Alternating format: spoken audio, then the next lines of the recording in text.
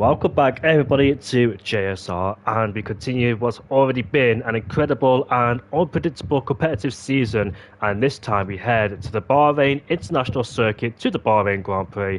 The last time out we were at the new track in Madrid. We finally saw Stefan return to the top step of the podium, taking his first victory since the Singapore last season, and he did it in commanding fashion. It was initially a battle between Stefan and Ryan Benick at the front, but as the race progressed, Ryan, happy birthday. Oh, today will not be. I thought you said it was my birthday. But what is wrong with the weather? It looks like somebody has messed up the weather settings because it's not been bright since the 2013 Bahrain Grand Prix. But we saw a battle between Stefan and Ryan Benick at the front. But as the race progressed, Ryan simply could not maintain the pressure, allowing Stefan to break it clear and control the race from there. More importantly, Stefan kept everything clean, avoided penalties, and delivered exactly the kind of a composed performance you need when you're fighting at the front of the pecking order.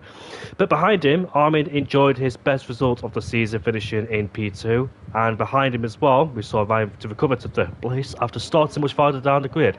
Fireblaze, Mr. Consistency, continued with fourth place, while several times, including Milan Lange and Robbie Jacobs, unfortunately failed to make the finish. We saw Robbie Jacobs do the alternate strategy, but it didn't pay him any dividends, and later on suffered through the race as well. But now we move on to the Bahrain International Circuit, where this is a completely different track and spectacle indeed. Let's go on board. Hi Lucas, hi everybody in the chat. Hopefully you're all doing all right. On board with Ryan Benick then.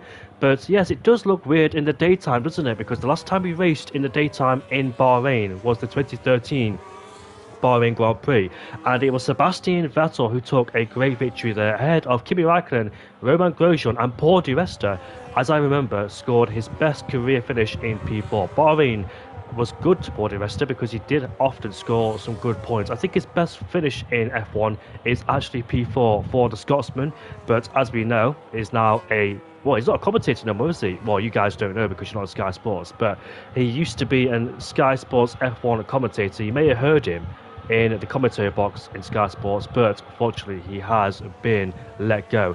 Poll prediction. Well, I'm going to be boring and go to the safe side and say Kevin Zunderberg, but if I want to be fun about it, I'm going to say Ryan Benick. So it's either Kevin or Ryan Benick who might get pole position, but we'll see. Kevin Zunderberg has missed a few rounds, of course, wasn't there at Madrid, but every time Kevin shows up, he always delivers and puts on a really, really good show. So let's see if the Dutchman can continue to promise a good result. But on board with the Cadillac driver of Ryan Benick, the man that finished in P3 back in Madrid.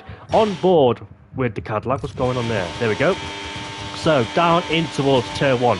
A heavy braking zone, braking just before the 100-meter board, down towards the first corner.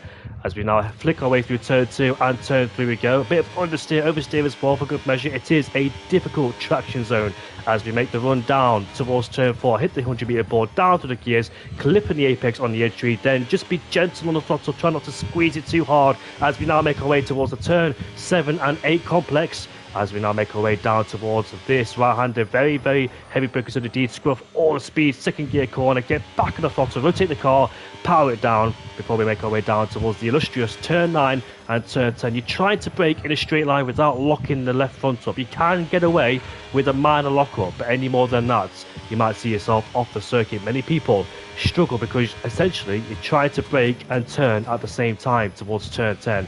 Now through 11, this clumsy left-hander, back on the power once again. It's very important to carry all the minimum speed through turn 12 and turn 13. 5.7 in the middle sector there for Ryan Benick. But this is a decent banker so far. You're not really looking for perfection, are you, on your first lap? You just want to get a banker in there and try and improve in the second and third runs, as we see the Norwegian Dutchman heading out the final corner with the straight mode activated. Let's see what the first banker is. It's a banker of a 27.241 to start off this session. So Kevin Zunderberg pops his Ferrari into P2, 3/10 away from Ryan Benick. Ralph goes P3, but miles off the pace there, unfortunately, for the Swedish driver in the Williams. I think he did decent, you know. He finished P6, didn't he, back in Madrid? So it was actually a very strong, resilient drive for the Swede, as we see Sasha go up into P2 with a 27.4, 2/10 behind Ryan Benick.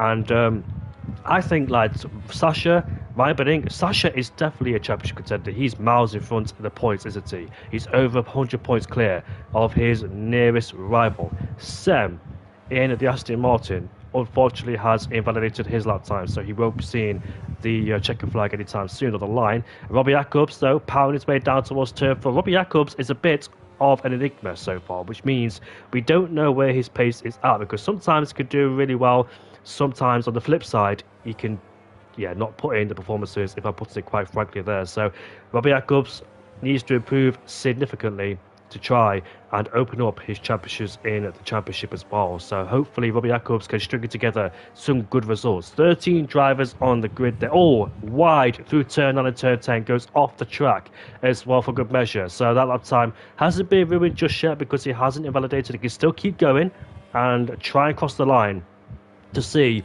what he lays down on the table, but still continuing through turn 11 and turn 12. This corner used to be very difficult indeed, especially on the entry, because if you touch the curb on the inside, games ago you would spin, but with more downforce on these cars, it's more planted, more grippier. As we see Robbie Jacobs now make his way towards the final corner. There's an Audi in front of us. That could possibly be Sasha.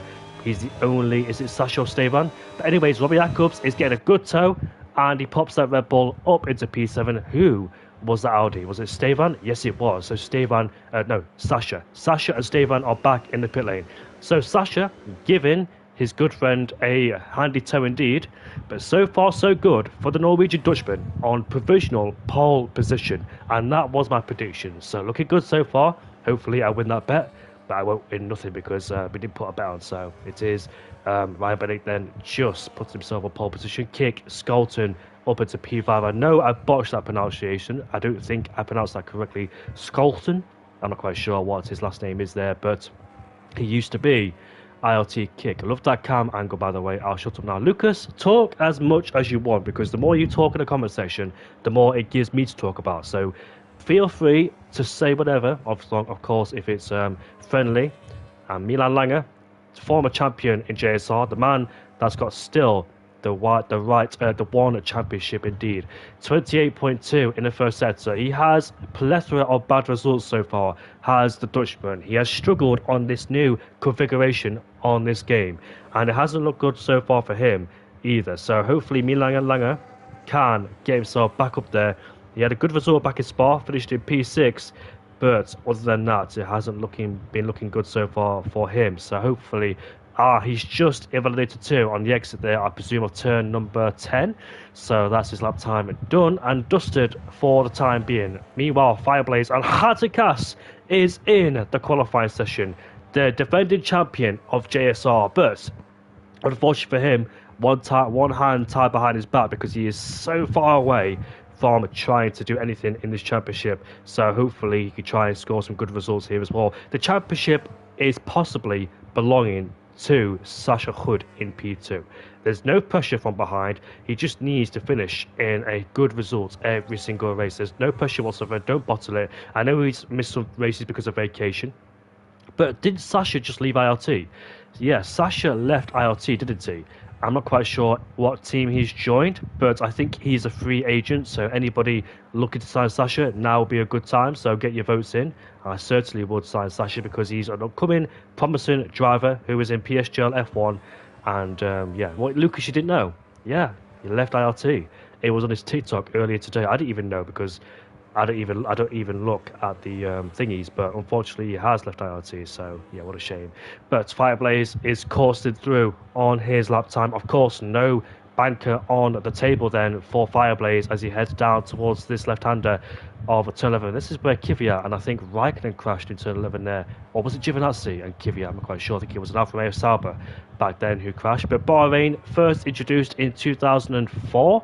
The same with Qatar back in 2004 with MotoGP as well. So Middle East has made its introductions in Formula 1. But unfortunately, the Bahrain Grand Prix was not held due to the conflict in the Middle East. So I really hope. Well, the Bahrain Grand Prix is actually the Malaysian Grand Prix, isn't it? Malaysia is hosting the Bahrain Grand Prix. I am very, very ecstatic to hear that the Malaysian Grand Prix has joined back the calendar. Last we raced there in 2017. That's when Verstappen won ahead of Hamilton and Danny Rick, and Sebastian Vettel surged through the field to finish in P4, and he started. I'm trying to think now. Your brother's in P5 kick.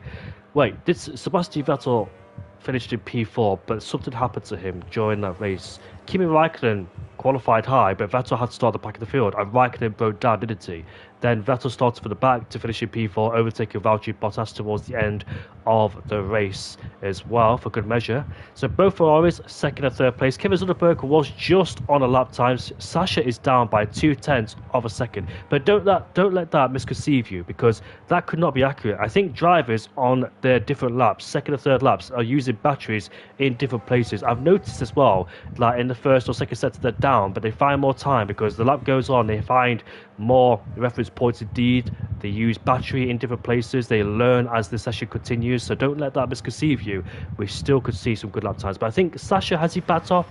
We'll find out in this middle sector. He's still going. He's using boost out of turn 11, which puts him down towards 30%.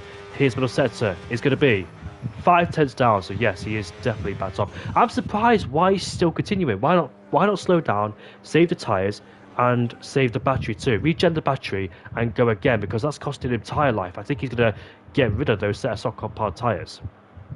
So Kevin, down towards turn 4.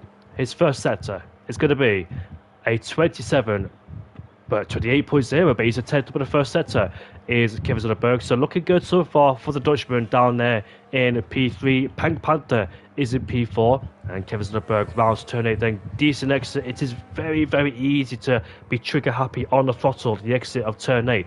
This double left-hander, well, he did have a bit of a twitch down there. The car looking very sketchy through there as well, it must be said, but still continues. I wonder how much time that cost him, that little bit of a twitch out of turn 9 towards turn 10. This is 11, this left-hander, as you want to get as close to the inside as much as you can, as Ryan Benink has raised the bar, but Kevin Sunderberg is on an absolute flyer on his latest lap time through the middle sector, up by almost 0.3 of a second. Ryan Benink could be in danger here, because Kevin is now making his way towards the final corner. Class the curve on the inside there as he makes his way all the way to the finish line. Is this Kevin on pole? The answer is no. He misses up by 0.07 of a second. Ryan Benink stays in first place, and it is such tight margins between those two. Pink Panther round the final corner. It's an Audi 3.4 with Steve on the P4. Let's see what Pink Panther could do as he crosses the line right now. It is P5 only for him. He did improve his time, but not his position. Milan Langer once again out there. He has struggled massively in qualifying, but has prevailed through the race, and we'll see what the Dutchman can do as he gets his first lap time on the board. It's only P9 with a 28.4, so both Hasses are struggling so far in this qualifying session, not really progressed as they wanted to be ideally, but Mummy Nick latest lap could be good. Let's see what he could do. Goes P7 ahead of Robbie Jacobs in the Red Bull. The pressure is on between all these drivers. Sem, the only driver out there so far who hasn't registered a lap time on the board. They're using the wider extremities of the racetrack as much as he can get away with, as he now makes his way down towards turn 11. So Sem unfortunately does not have a lap time. It looks like MVD and Maximilian is struggling down there in P13. There's 4 minutes left to go in this session, so chances are limited. Time is running out. There's only 2,000 separating Hatzikass and Milan Langer, 2 former teammates in McLaren, and now in the Cadillac and the Haas. So Sem is about to post his first lap time on the board. Let's see where he could pop up in the pecking order. Goes P7, just replaces Mummy Nick, ahead by 1/10 of a second. Mominik is making his way back, possibly towards the pit lane, and I think that's our second run's done. Hatzikass has just invalidated. He was 2/10 up, but unfortunately that lap time has been ruined. Turn 3, it is very easy to cut there as well. Turn 4 can go very wide as well. Turn 11 and turn 12. What the did you call me? No way, Marciano for you, like everybody, not my first name. You told me your name was Maximilian. Now I have to call you Marcinio. Did I pronounce that correctly? Marcinio? Marcinio? Tell me which one it is. One for Marcinio, two for Marquinhos, whatever. I really hope I didn't butcher that that name there. But sorry, Armin, Pink Panther. I didn't mean to. Not Pink Panther. Sorry, MVD. Didn't mean to offend you there. But majority of people are in the pit lane as Ralph is trundling on the circuit. Me and Stefan are so close every track, says Pink Panther. Yes, you are indeed. Didn't you have a good battle, didn't you, back in the Madrid Grand Prix? But yes, you are very close. As I said, Marcinho back then, but you guessed Max, which technically it is, but no. It's none, by the way. How do I pronounce your name? I don't want to butcher it. But 3 minutes left to go in this session. Ralph is the first one on the circuit. Sam is making his way back towards the pit lane. We just saw the Dutchman just completing his current flying lap. Can this man find any more time? Jamie, are you still doing races or just commentating? Good question. I'm only commentated so far. I don't want to race because I'm not really in the mood for it in terms of learning this new system and process. I would love to race, but I just don't have the time, do I, to practice, unfortunately. Just too much time consuming, too much learning. I was running no assist, but this time takes this. You just got to put a lot of effort and time and commitment, dedication into this game to be somewhat decent, and I think I'm not decent, so unfortunately you will not see Indigo on the track. But if this was me in recent years, I definitely would be competitive.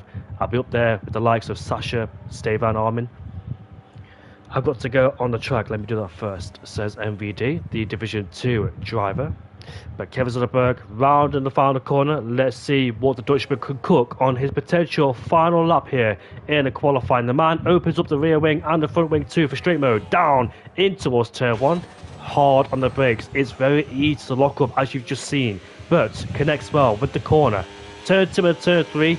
It can be very difficult with traction, but smooth, very smooth out of turn 2 and turn 3 there for Kevin Zoderberg. Now turn 4.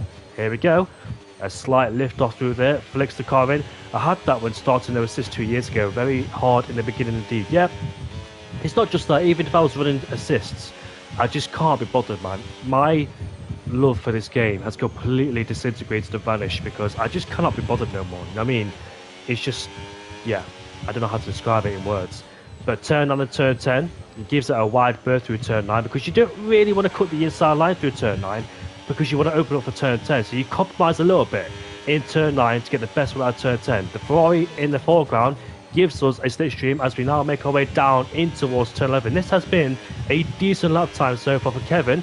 Can he keep it nice and hooked up in this final sector? He's up by 1/10 of a second then, so he is challenging Ryan Benning to try and dethrone him for the first time to take pole position, but Ryan Benning, Sasha, Stefan and the rest are out there improving for the final runs here in qualifying. Kevin Zoderberg a bit wide out of the final corner there, got it too deep and lost a bit of lap time. Here comes Kevin making his way towards the line. Kevin Zoderberg is on pole position provisionally by under 1/10 of a second, but Ryan Benning is out there through turn on the turn 10, slight improvement in the first sector. Sasha is in front of us. We've got a whole train of cars all so close together in this qualifying session as we now make their way down in towards turn 11. So Kevin Zoderberg has taken it at the final stage in qualifying, but there's still more yet to improve. Every single driver is out there on the circuit looking to try and improve up the pecking order. Ryan Benning has just improved by almost a quarter, 3/4 of a tenth there. And look at the guys behind us. They are super close indeed. They might pick up an effective slipstream all the way to the line. As we see these trio making their way towards the final corner. Fireblaze goes P8 in the McLaren, but can Ryan Benning improve? Sasha is on pole position, but Ryan Benning snatches it back. Stefan P4, Robbie Jacobs in P5, and Ryan Benning has taken pole position this season. What an incredible lap time there for Ryan Benning. As the final hurdle in qualifying, he has snatched it away, and championship leader is P2 with a 27.161. Well done indeed to the top three. It is only 400s between the top three. The top 3 with a 27.1. That can only promise a race that hopefully be very, very good indeed. A 29 lap race ahead of us, which promises to deliver. So Kick in P6, sorry about that, I missed him. But Kick goes P6 in the Ferrari with a 27.577. And that will seal the deal in qualifying. So the CIA part is just shy.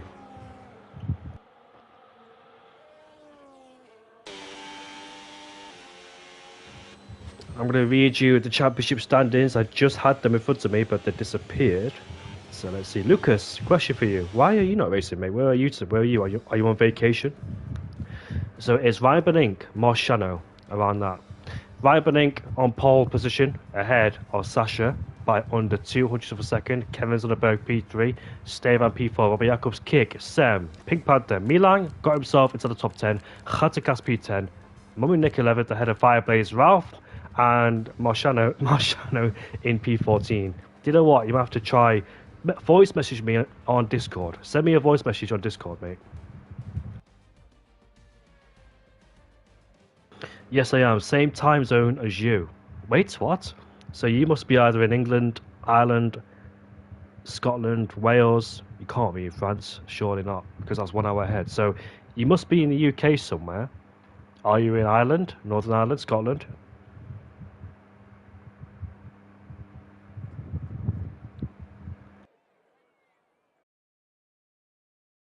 How does it feel to be 1 hour backwards? Portugal. You said same time zone as you, but that's not in the same time zone, is it? Portugal's like 1 hour ahead.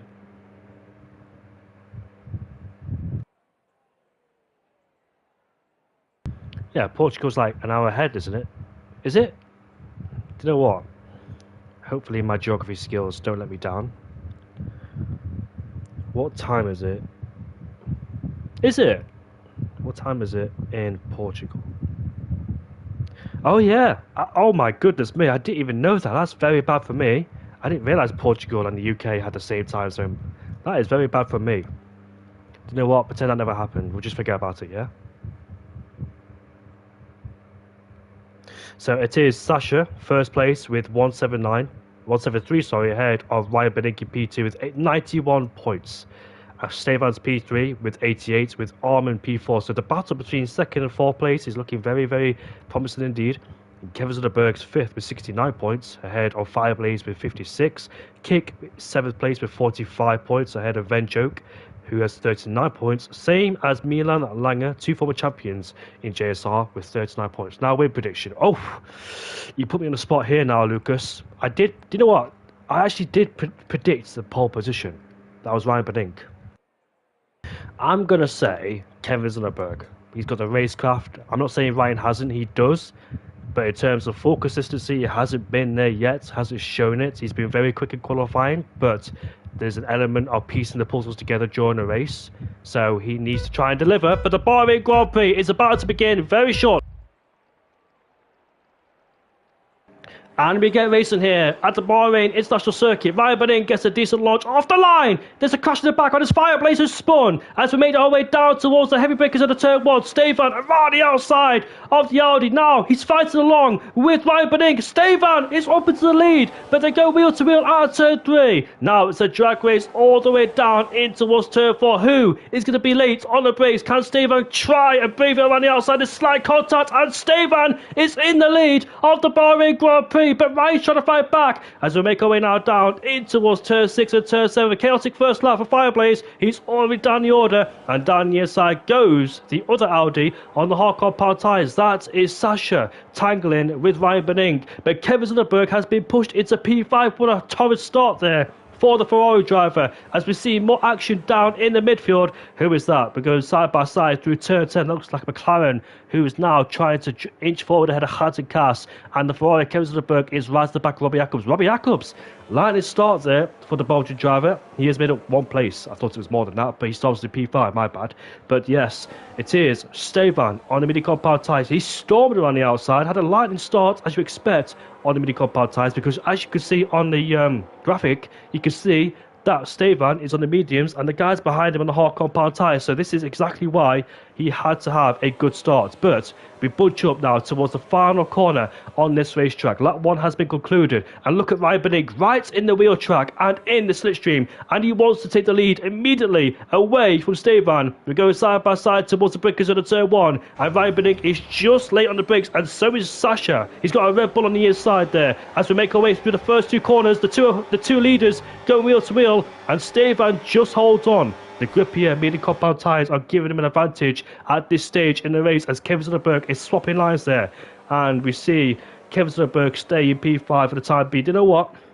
I wish I never eaten because I had a full dinner, had burgers, steak, and something else, not steak, but chicken as well, chicken strips. As we see Sasha down the inside of turn 8 there, side by side with Ryan Benning as he has a slight contact with him, tyre to tyre wall. As they continue this battle down towards 9 and turn 10 we go. And Ryan Benning just stays in front. But no, oh, there's contact! Almost in a spin.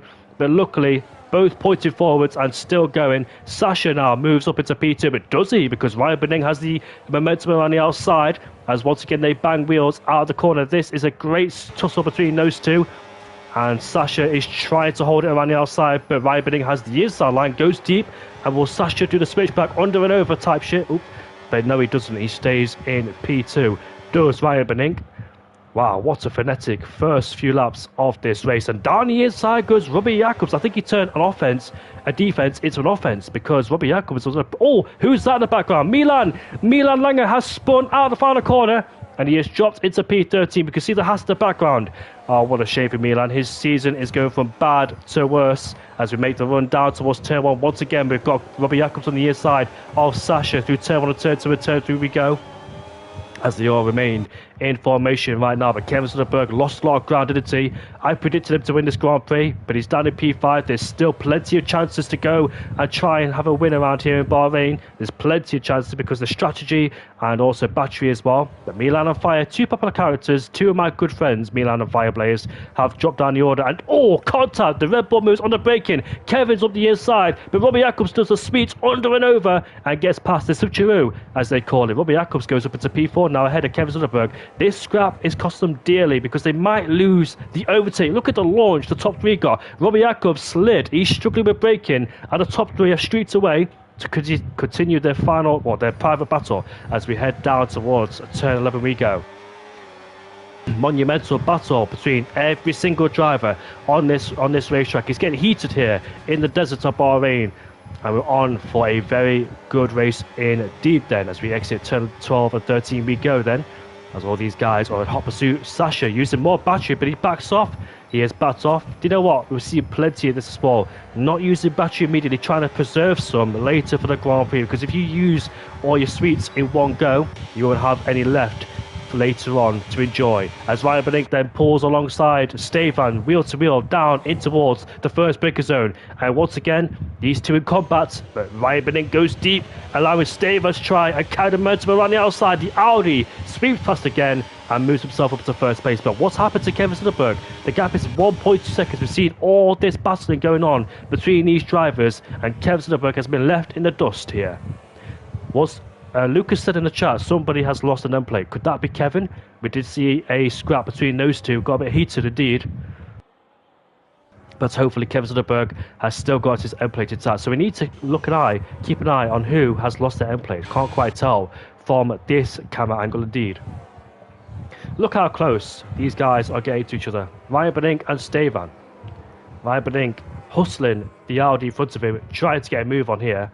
And I wonder how long Stefan's tyres can last for here on the medium compound tyres. The most moderate tyres, the most mid-range tyres. Still a good stint on the medium compound tyres, but they do wear quite easily indeed. The hard compound tyres, of course, the most durable tyres, the most preferred tyres. Lucas says, Jamie, I'm going to eat. So good luck, mate. Well, not good luck. You don't need good luck to eat. But thank you, mate. Appreciate it. And he's rooting for Kick, his teammate down at P6, or his good friend down at P6. So Milan Langer has pitted for a new set of the hard compound tyres. He's dropped into P14, a long way behind. His only hope is a safety car. But Ryan Benning, once again, tucked in right behind Stefan. Here we go once again between these two. A wheel to wheel down towards the first corner. A bit of a lag spike there between those two.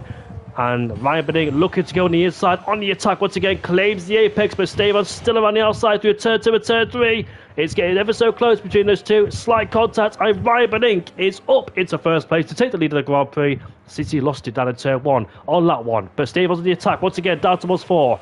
But Ryan Benning has it covered for the time being. Esteban has to set up a P2. I wonder how his tyres are doing at this stage in the race, though. On the midi compound tyres, they're looking good so far, but later on, gradually getting worse and worse as the wear will start to affect him later on as well. And that's the predicament you find yourself in, because there's not much an advantage, it must be said, if you start on the midi compound tyres, because you're stuck in that DRS train. It's not like the F1 24, 25, 23 game. And even though with that tyre advantage, you could pull away if you broke out of DRS range in the early stages. But here we go then. Esteban's been overtaken by his teammate, and Robbie Jacobs is also on the pounce. The Red Bull the Red Bull Ford is right behind the Audi powered car, looking to attack him. Pink Panther still holding his ground in P7, so is Sam on those mini compound tyres. Had to gas there in the background. Looks like he's gone off the track. That could be Mummy Nick in the Haas, as we see a swap in places in the final corner. It looks like Esteban let him go there, but he goes off the track. And could that give Esteban all the impetus he needs now to fight back again on the main straight? His midi compound tyres looks like they're not holding on really well. This is the stage of the race where the mediums start going away from him, as Kevin Zunderberg is now on the attack. Kevin on the inside, up towards turn 1. How easy, difficult would this be? It is easy. It puts himself into P4, and Esteban is dropping back like a stone on these midi compound tyres. He's no longer feeling the grip he had. And who's that Aston Martin there? Sem has gone for a spin in the same place as Nikita Mazepin all those years ago, and Kimi Räikkönen too. If you remember Mazepin here in Bahrain, he spun and crashed on lap 1, turn 3, and was out already.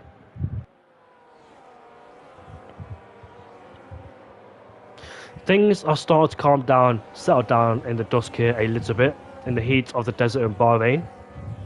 Tyres will be very, very hot at this stage indeed, because this is usually a night race. Do you remember back in like 2004, 5, 6? I can't remember what exactly, maybe it could have been all those years, because all the drivers were suffering with the heat here in Bahrain. It can get very hot indeed. And 5.4 kilometers. Do you remember 2010? That big layout we had when it almost took 2 minutes to complete a lap. That outer layout we had. Was it only 2010 they used it? It was a Ferrari one too. Alonso and Massa finished first and second place because Vettel had a failure, didn't he? And had to retire from the race. And Alonso's first race for Ferrari was in succession, as he finished in first place, replacing Kimi Räikkönen for that year too. The rest is history. Alonso is faster than you from that year on. As we see Ryan and Sasha again in battle down the turn 1. Ryan Benning, will he go deep? He does, but that won't give the encouragement Sasha needs to try and go alongside him. He'll just wait and pounce at the right time. But he's definitely right in contention to win this Grand Prix. Anybody in this top 5 can win this Grand Prix. And look at Robbie Jacobs sliding again. He's not really liking this, is he? And they make contact, the Ferrari versus the Red Bull. And we'll see which one of these two can get ahead of who. They're going side by side, and there's contact again as Kevin goes off the track. They're just wheel bulging out each other out of the way. Robbie Jacobs, the more he does this, the more he drifts into these corners, the more temperature, the more excess temperature he's putting in his tyres, which is not doing any difference either. So he needs to control the slide in there, because tyre wear and tyre temperature will progressively get worse and worse and worse. So he just needs to try and minimise the slide and maybe adjust his BB, which is his brake bias indeed. I think most drivers could be running 57 and 58, maybe 56, I'm not quite sure. But he definitely needs to try and mitigate the rear sliding on that Red Bull, because the Bull is looking like a loose end so far, and the prancing horse wants to attack. Now the top 2 have been left alone, have they? Because Robbie Jacobs, in P3 is dropping backwards slightly though, but he used a bit of battery to try and get himself closer and closer. I think the ideal scenario for Kevin Zunderberg is to get past Robbie Jacobs, but where? How? Because that's the question. Robbie Jacobs, we know he doesn't give up, but might have to give up. He might have to concede this place. He's coming down the inside. He's coming. There's slight contact again between those two. Robbie Jacobs holds the outside line, but Kevin Zunderberg this time will try and get through on the inside, run up towards turn 4. The side by side. This is a battle for P3, the final spot on the podium. Robbie Jacobs is a bit late in the brakes there, but Kevin Zunderberg has blocked past him. He moves up into P3, and Kevin Zunderberg has been looking to do that for a long time. Oh my goodness me, Kevin Zoderberg has picked up a penalty in this race. Early stages as well, which is quite unusual. Of course, we see penalties in this Bahrain Grand Prix, but not that early.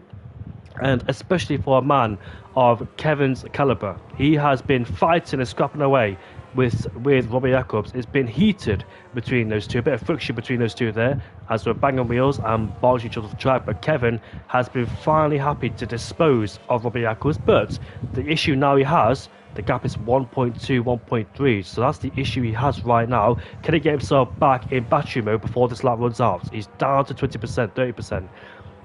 That's the predicament you find yourself in. And who's that? Mum and Nick both had to go for a spin here, unfortunately. We saw that back in 2021 when Mick Schumacher spun out of turn 4, 5, and Mazepin spun out of turn 3.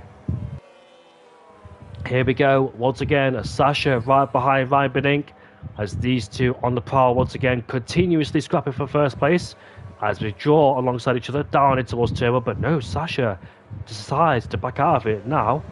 I wonder, now they've got Kevin outside the 1 second, it's just teetering on the edge of 1 second. Will they try and work together to try and bridge more of a gap? And Robbie Jacobs in the background is falling away from Kevin. Kevin must be so frustrated under the collar there.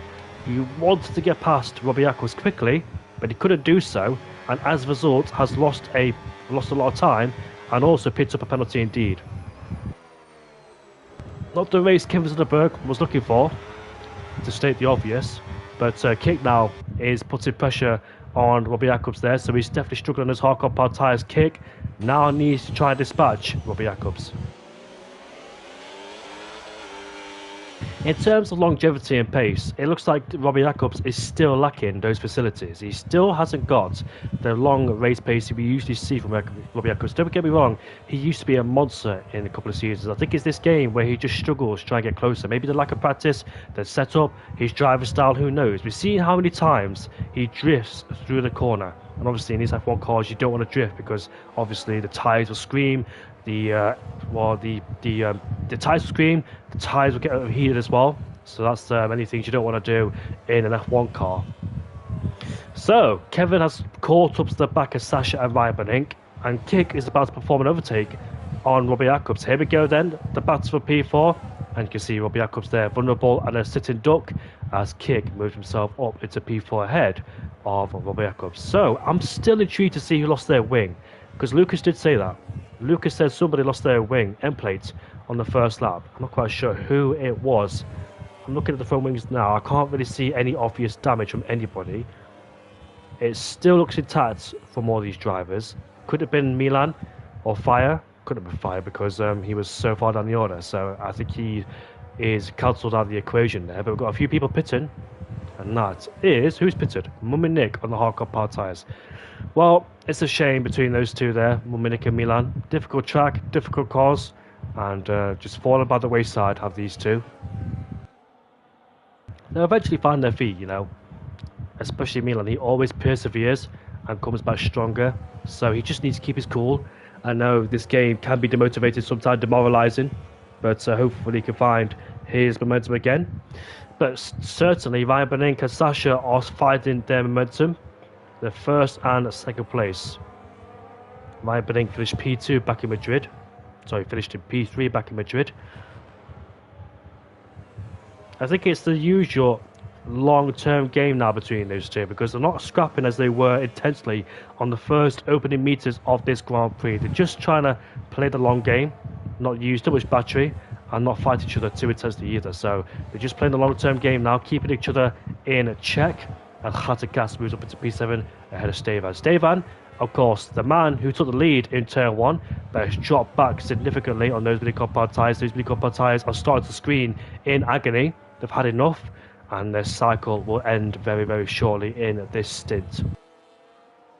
So here, it's starting to settle down now in the desert, and so far, so good for the top two, Ryan Benink and Sasha Hood in P2, and Kevin Zoderberg just following the rears of Sasha in P3. The problem with Kevin, he does have a penalty lingering over his shoulders, and Kick is the one that could capitalise on this in P4. So Kick needs to try and keep the gap under 3 seconds. He does have Robbie Jacobs on his tail, But judging by his struggles so far, I don't think Robbie Jacobs will be much of a threat. No offense to him, of course.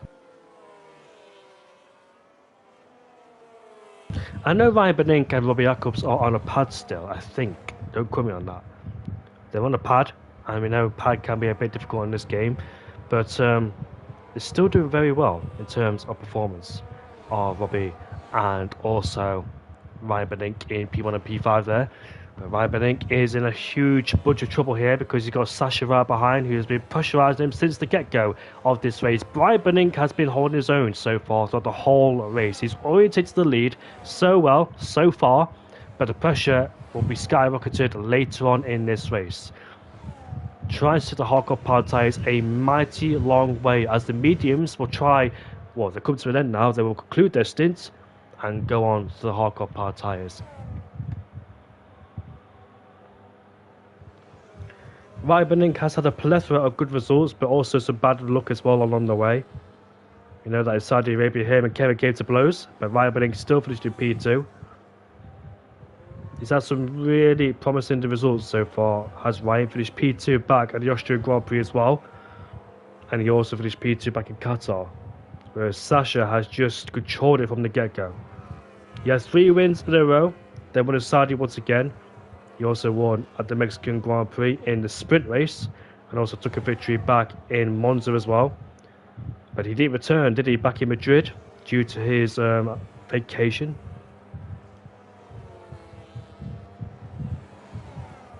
He took a bit of a hiatus, a bit of a sabbatical, didn't he, back in Madrid, but he's returned back, and he's still ramping up the pressure to the max here in Bahrain.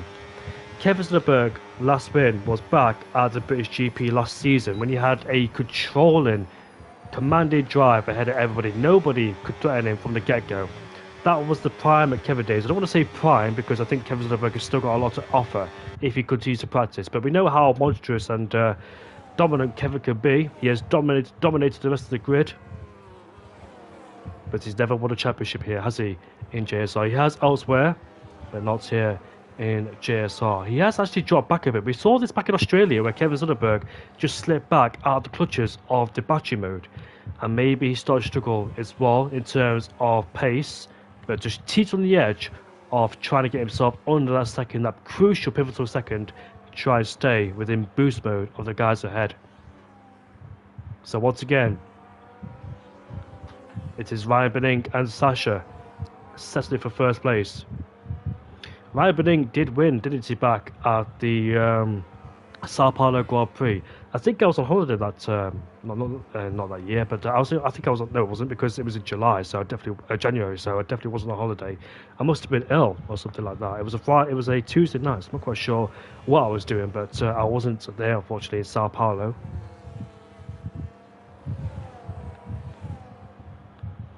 But we know that Sasha Hood is definitely climbing the ranks here in terms of race wins and victories indeed. He's getting closer and closer and closer, is the Dutchman in the Audi. Right on the tail of Ryan Benink. We're almost halfway in this Grand Prix. We had a big DRS train, but now it's been separated. They've got their own little battles forming up in the midfield, and these three have been left alone to decide who will take the victory around here in Bahrain. I wonder who would have won the Bahrain Grand Prix if we had the race here this year. I think Kimi Antonelli, judging by his performance and pace, would have won. I don't think Ferrari would have been that close, but I think Kimi Antonelli would have definitely won this Grand Prix. Maybe Russell, but of course he has been struggling this season. Has George Russell? The last race in Hungary. Oh, Kevin, a 6-second time penalty. He took a bit too much risk. He played with fire, and he did have the advantage over Kick because the gap's over 3 seconds. But once again, just playing with track limits has cost him dearly again, and he has picked himself up a 6-second time penalty indeed, which is not going to go down well towards the end of this race. So he's definitely punishing the limits here in the Ferrari. I think that battle with Robbie Jacobs has certainly put him off balance and performance indeed. I think he's just driving maybe frustration, over pushing the cars a little bit too.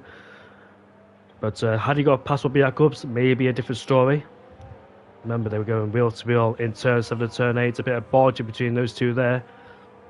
And Kevin eventually got past him, but did pick up a penalty along the way with him as well. How long are these hardcore pod ties? You would have run the hardcore pod ties a mighty long way to elongate that first stint of the best possible low grip towards the end. You want to try and carry out less distance than the pod ties towards the end of the better grip and ensure the safety towards the end to not fall off. So that's why these guys are going for a long way in the hardcore pod ties. That's the norm on these hards. I'm looking for the all-time winners here in JSR, but I can't find it. It's so complicated sometimes. But Sasha has just taken the lead for the first time in this race, and I think Ryan Benink will just settle into P2 and fight him later on. But Sasha now has the advantage ahead of Ryan Benink, puts himself back into first place. Sasha looking for another win around here at JSR. Picked up many points in the past. You know what? Finding these trophy cabinets are very, very hard indeed. There we go, finally. So if I look on the old time, I'm not quite sure if these standings haven't updated, if Milan Langer has updated them or not. No, he hasn't. I'm not quite sure. But if I look at Sasha's wins, he has not 6 wins. He has 10 wins so far in JSR, and it's about to extend once again. As we know, Milan Langer is the all-time race winner record with 31 wins here in JSR. Venjok is second with 28 wins, and Robbie Jacobs is third with Khatakas and Sasha matched each other. And Fireblaze, a former champion of JSR, is 6th on all-time record with 9 wins, with Kick on 8 and Ryan Benning on 7. And Ryan Benning trying to put some more wins on his tally here. But he's definitely got Sasha to contend with. We know that Kevin Zuckerberg is essentially the Joker in this pack. He's not involved in this battle. He could spoil these two, but how much of a factor is he going to be in this race? How much of an interference is he going to be between the top 3? Is he just going to settle at P3? Do you know what? Here's the thing for you. Could he bring that gap over 6 seconds and still get a podium? If he can, that would be a wonderful drive to carry 2 penalties and still finish in P3. And Stevan, as we know, pitted onto a new set of hardcore pod tyres, is P7, and it just says the fastest lap of the race. Looking to try and do the undercut, maybe on Khatakas, Robbie and Kick. I think Kevin, if he has still got some cards up his sleeve, trying to bring that gap over 6 seconds, if he can. It's got a long way to go though, so he has to push and push and push. But the problem with this though, he's got 2 cards in front of him who will battle for the lead of the Grand Prix, so trying to get further up the grid will be difficult with a roadblock in front of him. He's got his own struggles so far. The best chance for him is for Kick to pick up a warning around here in Bahrain, but Kick will definitely acknowledge that Kevin in front of him has got a 6 second penalty, so he'll be trying to chop at the bit here to get this gap under 6 seconds and have a chance to finish on the podium. But the gap marginally increases bit by bit too. The gap up to 4.6 seconds. We know that Kevin does have overtake at the back of these two, which gives him a little bit of a helping hand indeed. Lap 17.29. Here we go then. Sasha and Ryan Benink in battle. The problem is though for Kevin, if these two do squabble and they go side by side through corners, like turn 3, turn 4, 6, 7 and 8, we might see Kick bring the gap back down. And that's the problem Kevin has. So it's a bit counterproductive there for Kevin in P3.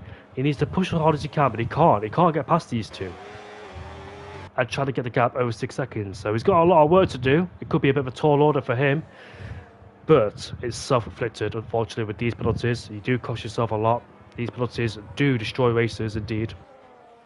The worst penalty you can get is a drive penalty that can be caused by speeding under a safety car, I think.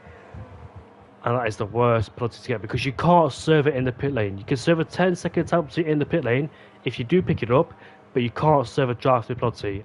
And Pink Panther has also picked a penalty as well, down there in 8th place. Well, it's a different story, isn't it, for Pink Panther? Up there in P2 last week, but now down in P8. This track is certainly not his cup of tea, indeed. But of course, all these drivers have their different strengths and weaknesses on various tracks. So maybe on the next track he might be stronger and be better suited for him. What has been the most enjoyable Bahrain Grand Prix so far I've witnessed? 2021 was decent between Max Verstappen and Lewis Hamilton. 2022 between Verstappen and Charles Leclerc with those new ground effect rules. As in the pit lane comes Kick. So Kick has pulled the trigger and here comes Kevin. For one moment I thought to be on the attack on Ryan Benning, but he just stays behind the slipstream there of Ryan Benning. So Kick has pitted onto his semi-compound tyres. I think Kevin has to respond.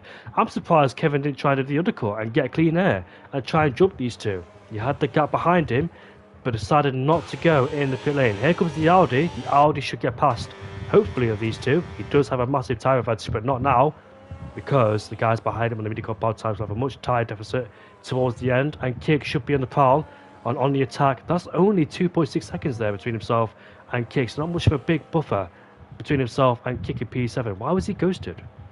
Or did he just ghost him momentarily?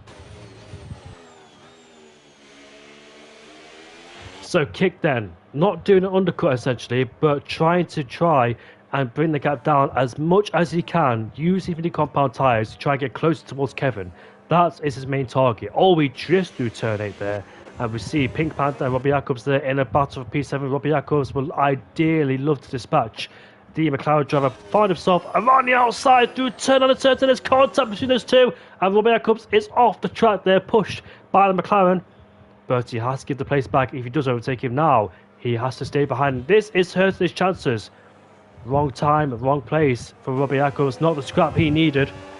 But now we'll try and look for different options and variables to get past the McLaren driver. Ryan Benning is the first one to blink to try and do the undercut on the guys in front of him. Kevin and Sasha first and second place. But Robbie Jacobs now desperately trying to get past the McLaren driver of Armin, but he can't do it on this occasion, maybe down towards turn 1.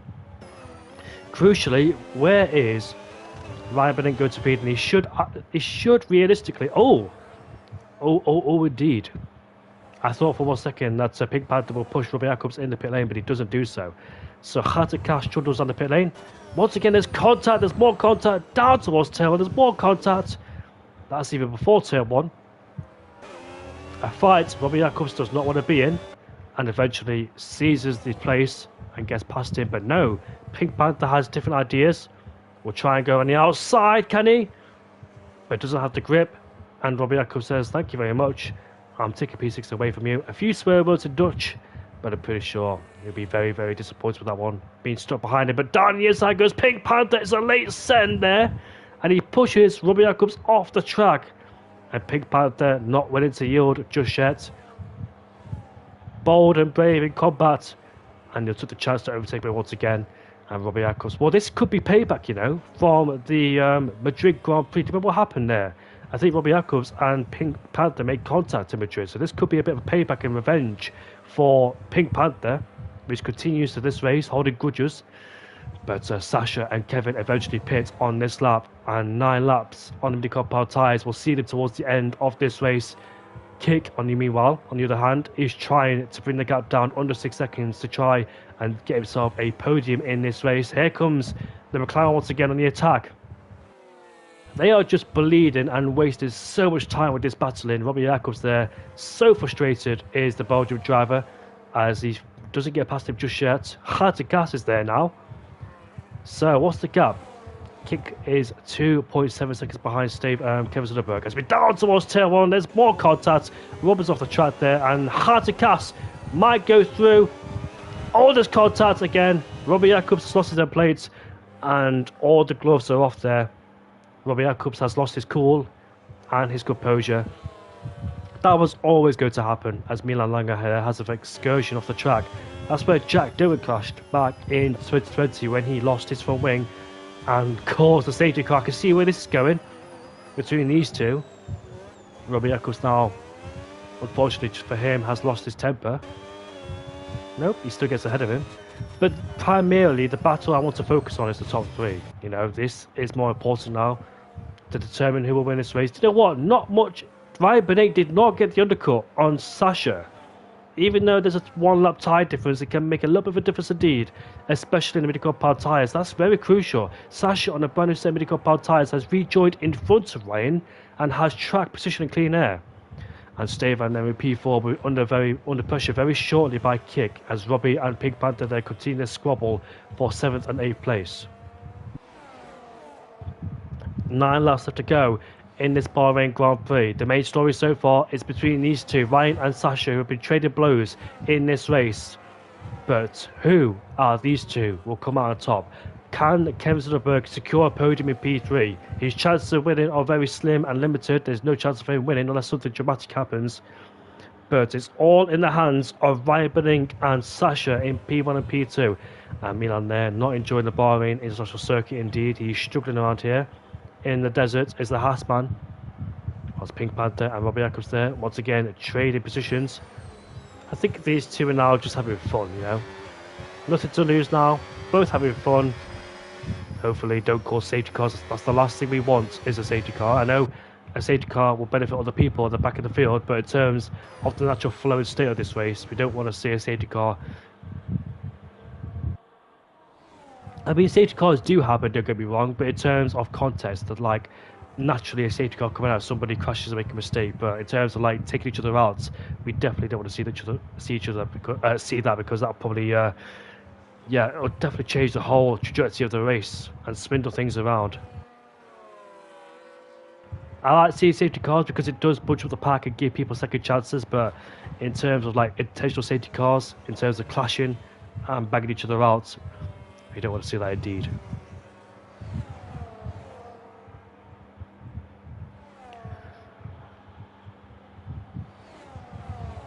Been a good race so far. I've really enjoyed it. And still, there's still quite a few left to go to try and decide. But I think that Sasha and Ryan Benning in the prime positions there, in first and second place. Can Sasha get another win added to his tally? Can Ryan Benning finally get his first win of the season?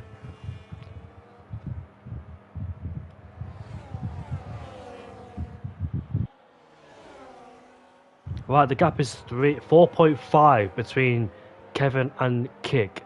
So Kick is in a bit of danger here. And when he does catch Stefan, he has to dispatch him immediately. He can't afford to be hanging around in P5 fighting with Stefan. So he has got to get past him quickly and cleanly. And if he does waste any time, that could be more in danger to him, as Kevin Soderbergh could claim a podium. So the battle for P3 is on, but not on the track. In terms of penalties, the gap is 4.6, 4.7, so it's gradually increasing there between Kevin and Kick. Which Ferrari driver will be on the podium? Or could Stefan do it? Could Stefan be on the podium? I don't want to put him down a peg or two, but he's on the hardcore power tires, of course. Can he defend against Kick once Kick catches in and overtakes him? Right, the top three under half a second between each other. The gap is so minimal. But Kevin, will he decide to attack? Here we go, they're down towards turn one. Does Kevin know that Kick is his main target? Is this fighting wasting Kevin's time? Now we go side by side through turn 2 and turn 3. Kevin is alongside Sasha. Sasha has to stay ahead. This is crucial. Pivotal for his race, not to be stuck behind Kevin Soderbergh. As we go wheel to wheel through turn 4 we go. This is great scrapping away. Kevin with a bit of oversteer on the exit, an armful of oversteer, has to remain in P3. He tried it, but unfortunately could not make it work. And the last thing Sasha needed was to be fighting with Kevin Soderbergh. Ryan had a smile on his face at that particular point in time, but the battle has ended. And now Sasha has claimed his position in P2 to keep on the back of Ryan Benning to have the best fighting chance. The gap is 5.3. Kick is losing so much time between himself and his teammate. Kevin Soderbergh could end up on the podium eventually in this race. I really wish that Kevin didn't have a penalty, otherwise we could see a great scrap brewing between the top three. This will go down to the wire between these three. They've done an exceptional job, but in terms of keeping it on the track, Kevin hasn't and paid the price for it. But still, the price could be a podium. Depends what Kick does against Stefan. He does have a 2-lap tyre difference. He has a 6-second time penalty, Ivan. He has a 6-second time penalty.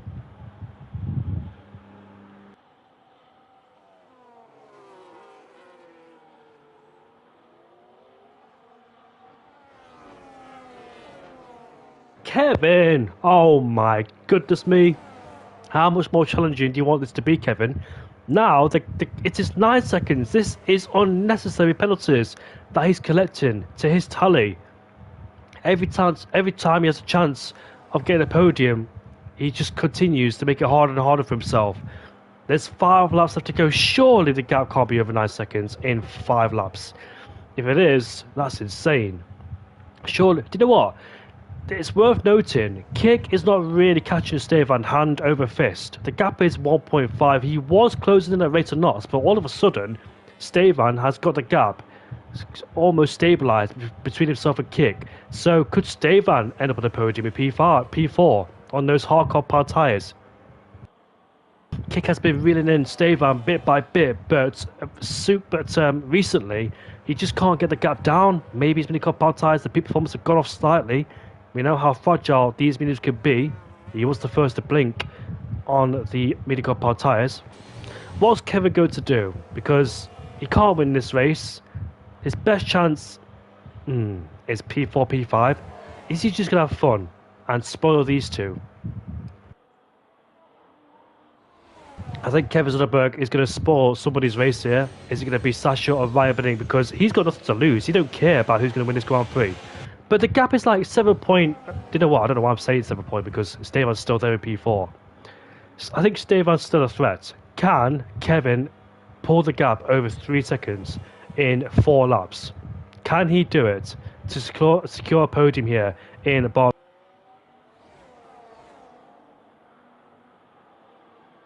I think he just needs to try and just follow these two. Just follow these two, match their pace, and try to get the gap over 9 seconds if he can. It's a bit of a tall order, a bit of a stretch to ask. But who knows? Could Kevin do it? He's picked up abundant amount of podium penalties in this race, and he's been costing himself bit by bit as well. 4 laps left to go in this race. Not much action between the top two, but we know the storm is coming towards the end here in Bahrain. The duel in the desert here at the Bahrain Grand Prix will happen soon. It's just a matter of waiting until lap 28 or 29. These guys, they don't want to fight too hard. They're just trying to set themselves up for the last few laps of this race. Been a thrilling race so far, but we've still got lots more action left to come between these two. The gap is 6.6 now between himself and Stevan, 6.7, so the gap's increasing bit by bit here. Oh, contact! Kevin has outbroke himself and has lost his end plates. That is him done for now. He has pushed too hard and tested the fire here in Bahrain. The heat has got to him, and unfortunately for him, he's now definitely out of contention. He has had so many chances. All he needs to do was finish in P3. There was no need to fight, but he's been testing his luck and patience so far, and unfortunately for him, it hasn't paid off. So, who would the podium belong to, Stevan or Kick? Stevan has kept Kick at arm's length for a few laps now. He was catching him hand over fist a few laps ago, but he's kept him at bay at this time in the race. Kick, on the other hand, needs to find more pace if he wants a chance of a podium. Stevan, it could be a double Audi podium. Kevin should have thought that to save Kick's race. I don't think there's no saving Kick's race because Kick's too far behind. Oh, here we go. Side by side through turn 12, and Sasha tries to go on the outside, but he can't get past there, too tight. But he might do with the under and over, the switcheroo. And Stevan is up into the lead of this race ahead of Ryan Benning. But Ryan Benning, will he pounce back down towards turn 1? We'll see. As we exit the final corner, these two have been hammer and tongs throughout the whole entire Grand Prix. They haven't left each other's sight. And now this is a battle brewing all the way to the finish line as the Haas locks up through turn 1. Here comes Ryan Benning on the attack, on the inside through turn 1 we go. And the wheel to wheel between the two. Nothing separates them at all. And Sasha just inches in front ahead of Ryan Benning. But Ryan does have the overtake. Will he come back down towards turn 4? The battle in the desert between the Audi and the Cadillac coming through turn 4. But Ryan Benning trying to do the under and over. Does he get a better exit? Yes, he does. Or almost. He's alongside Sasha. But Sasha just stays ahead. Almost making contact between the two. QDR drivers indeed. The battle between the two QDR drivers. Yep, indeed. I don't think Sasha's QDR, he just left IRT, so I don't think he's joined a team just yet. But Robbie Jacobs and Sam, they are both QDR, and they are both out of this race. Kudos. I'm going to give my hat off to Mummy, Nick and Milan, because despite spinning on the first lap, they've persevered, they've continued, and going strong. Here's a bit of screen time for Milan. He's done a good job so far despite spinning on the first lap. Where's Fireblaze? Up into P8. Remember Fireblaze, he spawned when the lights went out immediately. That's why he's so far behind. But yeah, well done to Milan, MVD, Mum and Nick and Ralph. I know those guys have got barely any screen time, but shout out to them for trying to continue despite being in a peculiar situation in the race. It is the penultimate lap of this race in Bahrain, and this will decide who will win and what the outcome will be towards the end of this thrilling race. And here comes Ryan Benning down the inside towards turn 1. Steven has him covered, goes deep though. But I think Ryan Benning will try and set himself up now for a better exit as he puts Sasha offline through turn 1 and turn 2. Kick is going for it. Yes, he is. In the background, Kick is going for it. This is a battle for the podium, don't forget, between Steven and Kick. Kick has finally caught up. You know what, Ivan? Thank you for so much, because I didn't even know. I forgot that Kick was behind Steven, so thank you for telling me that. So we've got a battle for first place. We've got a battle for P3 as Kevin Zetterberg is trying to go for the most penalty rewards in this race. It is spicing up and shaping up to be a thriller towards the end. Don't go anywhere towards the end of this race, because I have no idea who's going to win, who is going to be in the best place, who is going to attack the right time, who is going to use the battery in the right place at the right time on the last lap. As you can see, both drivers being very, very smart and methodical in terms of saving battery. They know it is very crucial to have the battery on the last lap of the race, because if you don't, you will be a sitting duck towards the end of this race. That's why battery management is so important. You can't afford to use it early on. But I'm pretty sure all the battery would be depleted on the main straights. This is it, the final corner, which means the final lap of the Grand Prix. 5.4 kilometers left to go. The battle between the Dutchman and the Norwegian Dutchman is brewing as we see Sasha all the way to the inside on the pit lane. Here comes Ryan Benning, forced to go around the outside. Into turn 1 we go. He's on the brakes. He doesn't make the corner. He goes wide. And Stevan is over to first place. He retakes the lead of the Bahrain Grand Prix. Ryan Benning tries to go on the outside, but carried too much speed in the corner. Outbroke himself and eventually got past. But is there any more chances? Don't forget, Ryan Benning does have overtake mode. How powerful, how effective is that going to be for Ryan Benning? Is he going to do any diligence? I'm not quite sure. The gap is 0.7 of a second. Is that it for Ryan Benning? Can he not catch up anymore? Has he cooked his tyres? By looking up towards turn 1. That was very clever from Sasha to cover the inside line. He has covered the inside line beautifully and forced Ryan to go around the outside, which outbroke himself. And this is a battle for P3. Here comes Kick around the outside. Has the inside for turn 9 and turn 10. Does he make the move? He does. Just gets in front. Can he make the corner? Yes, he does. But can Stevan fight back? Better traction for the half runner Stevan. But Kick does have overtake mode as we now make our way down in towards turn 12 we go. Kick has the inside line, but can Sasha Stevan do the under and over? Will he get a better exit than the forward driver? No, he just inches forwards. I'm pretty sure these two know that there's a battle of the podium between those two. Who will get it? But the final corner, this is the final lap, and Sasha has done an absolutely incredible job. He has won the Bahrain Grand Prix ahead of Ryan Benning to take his 7th win of the season. But in the background, here we go, between Kick and Stevan. He's too far away, and Kick will ride off to get a podium here in Bahrain and finishes in P3. Well done to the top 3 in this race. A great scrap between Sasha. He outplayed Ryan Benning. Defensive. It was a great defence for Sasha indeed. Covered the inside line there, and he knew that Ryan Benning carried too much speed in the first corner, tried to outbrake him through turn 1, eventually locked up.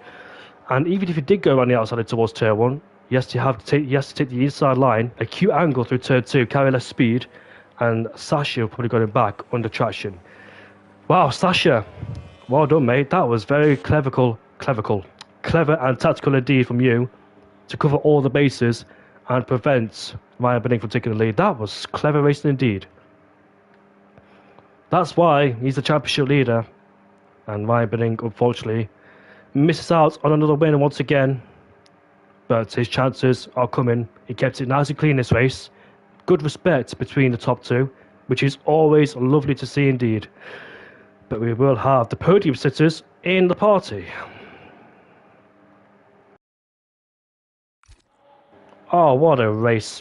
I really enjoyed that. That was superb Fantastic indeed.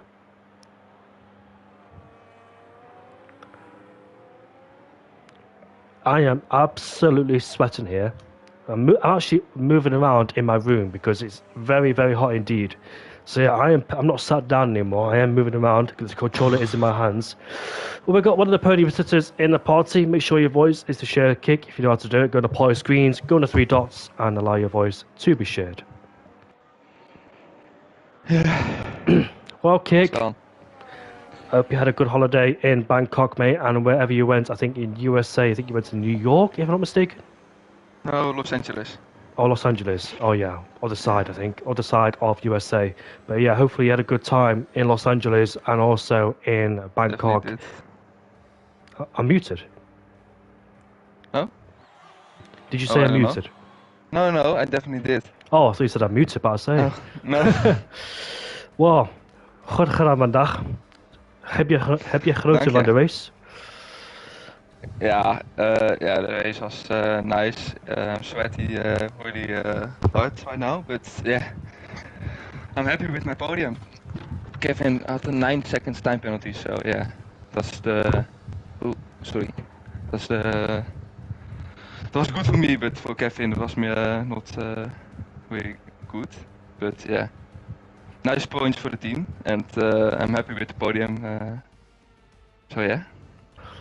Did you think there was any chance for a podium because you saw Kick had a 6-second penalty, but the gap between you and him kept increasing bit by bit, almost 6 seconds itself. Then eventually a 9-second penalty indeed. But you did have Stevan to deal with. You were catching him hand over fist, but towards the end you were catching him slowly because I think the really good bad times for you and the hards were like in the middle between the crossover points. So I think you run out of pure grip towards the end, but you still got Stevan.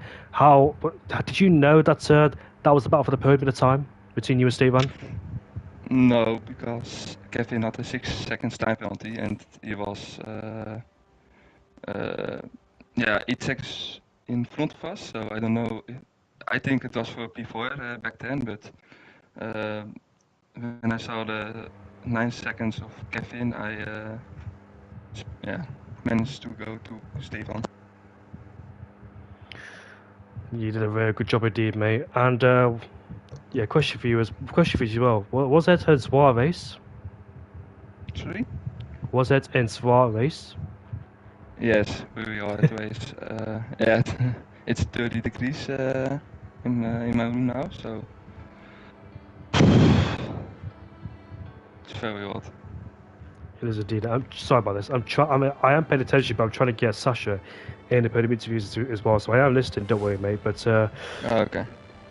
Join podium interview. He usually does. I think I've sent him an invite on the right account. But back to you, mate. Full attention. Back to you.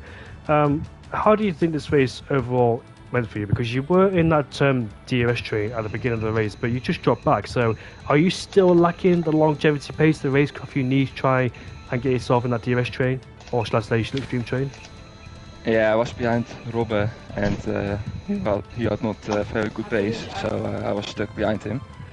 And then I had no pace to catch up to Ryan, Sasha, and Kevin, but I'm happy with P4. P4 on track, and P3 after that, so yeah. And it's a long time since I've spoken to you as well, so how are you doing on this new configuration of this game? Do you like it? Are you starting to adjust to it slowly but surely? I don't like it, but I'm getting better with it, so I need to focus on that, so yeah. But I don't like the game very much, so yeah. Well, gefeliciteerd on Pete. We did an excellent job to try and get Stevan on the last lap on turn number 6. That was a very, very good move indeed to secure P3. Well done, mate. Thank you, mate. You're welcome. Now we move on to the race winner. His name is Sasha. Well, Sasha, if you do hear if you do hear the last lap of the Grand Prix on turn 1, I want to profoundly apologise because I did say Stefan on my running, so I do apologise. You two got similar names and I got you mixed up, but yeah, my apologies. But Sasha, congratulations on winning the Bahrain Grand Prix. You must feel absolutely elevated to win here in Bahrain, especially your high IQ move towards turn 1. You covered the inside line all the way through, which forced Ryan to go around the outside. Eventually he locked up towards turn 1, outbroke himself, and you got past. Did you know that was going to happen? Well, I hoped it was going to happen. I mean, I was behind Ryan for most of the race, and he was pretty much in turn 1 and turn 10. Well, those were the places where he just run wide a lot. So I knew that if I just blocked the inside and he had to go outbrake me on the outside, that he might have a chance of locking his tires up, and that's exactly what happened. So just like that, we just got the win. You did indeed as well. Where were you last week, by the way, Sasha? Last week? Yeah. I was on holiday last week. Where did you go? Southern Spain. Oh, nice, mate, nice. Did you enjoy it? Pretty sunny. Yeah, it was a nice holiday. It was really warm.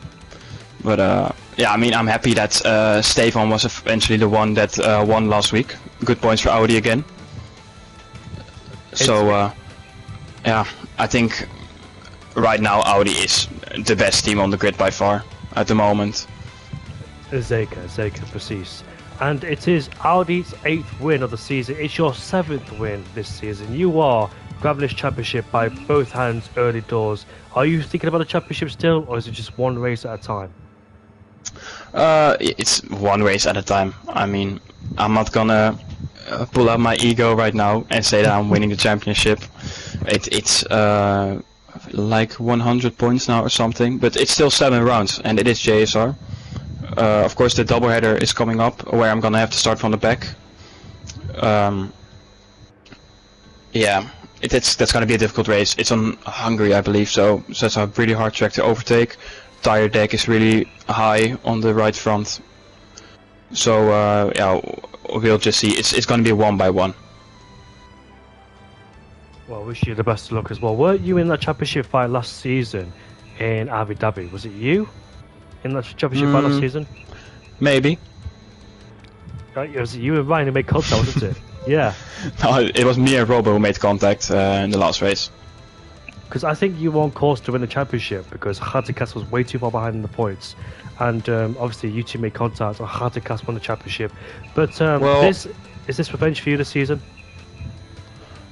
Redemption? Yeah, I wouldn't say revenge. It's redemption. Yeah, redemption. Let's call it that, yeah. Yeah, that's the wrong word to use, revenge. It's more like redemption. You definitely rising, and you definitely got redemption so far. But I wish you the best in the twin races, mate. You could possibly break the all-time records of most wins in a season, beaten by Venture. I think we're even right now, right? On most wins in the season. I have no idea, man. I need to do proper research because I'm not sure as well. There's so much standings everywhere, so much archives everywhere. So I need to try and get myself organised. But yeah, if you do surpass him right now, or if you are equal on par with him, I must say you have done an absolute incredible job, mate. You're definitely a rising star for the future, and you deserve to be in PS2 F1. So yeah, you're definitely doing a great job so far, mate. And keep it up. Thank you, mate. You're welcome, mate. And is there any teasers to what team you possibly go to next time? Well, if I will be crowned champion, that means I have the first car choice, of course, with my teammate. Yeah, I think I already know what car it is, but I'm just gonna keep it a secret for now. Just give everyone a little edge on what team it's gonna be. Fair enough, mate, fair enough. And what is tonight? Goed gedaan vandaag. Dankjewel, maat. Geen probleem. Right, that is it for the Bahrain Grand Prix. Then next up is at the Texan Grand Prix in USA then. The doubleheader is after that. But hopefully you all enjoyed the Bahrain Grand Prix. I certainly did. And your race winner is Sasha with Ryan in P2 and Kick in P3. Of course, we can't interview Ryan because he's on PC, and if you do join parties, the audio doesn't work. That's why Ryan Benink is not in the podium interviews. But that's it from me. Then I'll see you all later. Goodbye for now. Take care. Dankjewel. Ik spreek je later. Doei.